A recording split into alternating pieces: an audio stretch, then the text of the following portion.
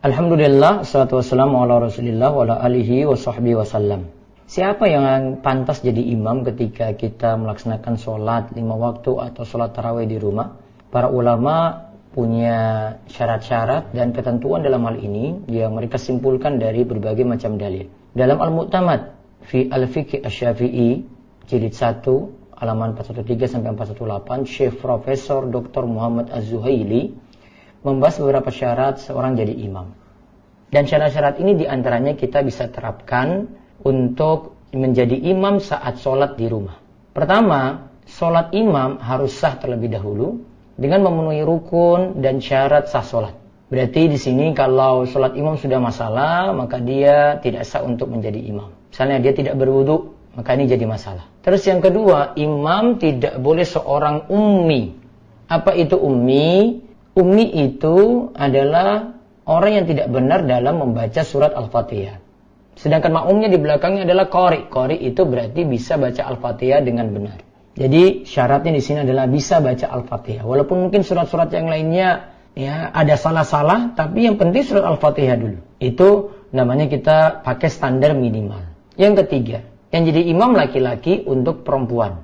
Jadi imam laki-laki untuk perempuan atau laki-laki dengan laki-laki. Sekarang untuk perempuan, untuk wanita, dia tidak bisa mengimami laki-laki. Yang ada dia bisa mengimami cuma sesama wanita saja. Jika sama wanita, imam wanita tadi itu berada di tengah-tengah jamaah wanita, tidak di depan. Dan beberapa aturan di sini bisa diperhatikan. Pertama, seorang wanita dimakruhkan berdiri di samping laki-laki dalam sholat. Ini berdampingan nih, suami istri berdampingan. Seandainya terjadi seperti itu ya tidak batal. Namun baiknya tidak terjadi. Harusnya istrinya di belakang. Terserah mau di belakang kanan atau kiri, di belakang, tidak di samping. Terus yang kedua, seorang laki-laki dimakruhkan sholat dengan wanita yang non mahram. Makruh di sini adalah makruh tahrim. Seandainya terjadi, sholatnya tetap sah. Terus yang ketiga, kalau seorang laki-laki mengimami istri atau wanita yang masih mahram, tetap sah, tidak makruh. Lalu ada yang namanya sifat mustahab. Sifat mustahab yang dianjurkan untuk imam. Apa saja? Satu, yang didahulukan adalah imam yang faqih, paham hukum sholat, dan yang paling bagus bacaannya.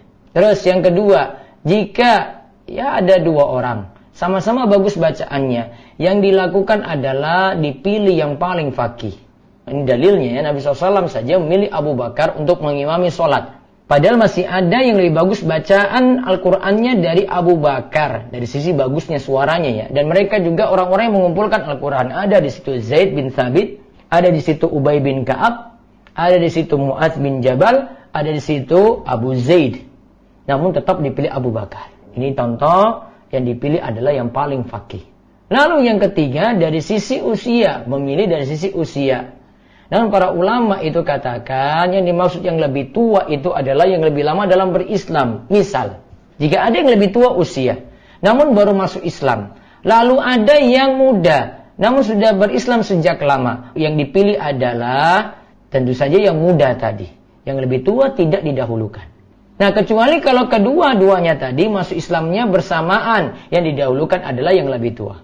Nah, ini penjelasan dari ulama Syafi'iyah seperti dijelaskan oleh Dr. Muhammad Az-Zuhaili tadi. Kesimpulannya berarti kalau mau milih siapa yang jadi imam nanti di rumah, bisa milih yang bagus dalam membaca surat Al-Fatihah. Kemudian yang kedua adalah yang paham hukum sholat. Bisa milih dari ayahnya, bisa milih dari anak. Siapa tahu anaknya sekolah di pesantren, nah itu bisa jadi pilihan. Semoga Allah beri taufik dan beri pemahaman dan selamat melaksanakan aktivitas ibadah di rumah saja. Allah yubarik fiik. Raih ilmu bersama Ustaz Muhammad Abdul Twasikal.